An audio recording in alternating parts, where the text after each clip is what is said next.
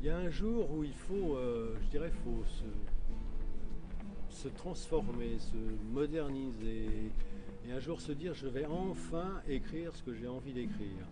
À savoir que bon, c'est vrai, j'ai fait des biographies, pas mal, que c'est plaisant, c'est agréable, mais faire une biographie, c'est passionnant, mais restreint. On sait à quelle heure la personne est née, on sait à quelle heure et quel jour elle est morte. Et on est obligé de suivre sa vie de A à Z sans tricher, sans biaiser, sans chercher des choses qui n'existent pas.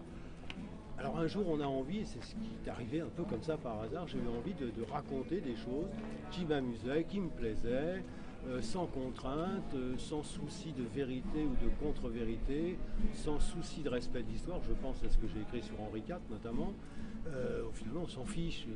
Henri IV, il est mort, on avait perdu sa tête, on l'a retrouvé. Pourquoi est-il mort? Pourquoi on l'a tué dans cette rue-là? Qui allait-il voir exactement? Moi j'ai ma réponse qui est Anja, notamment. Donc j'avais envie de faire ça depuis un certain temps.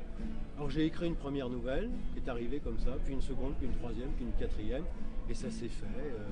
Et il y a surtout là-dedans, dans cette démarche, il y a deux choses. D'abord c'est de m'amuser pour amuser. Ça c'est la première démarche.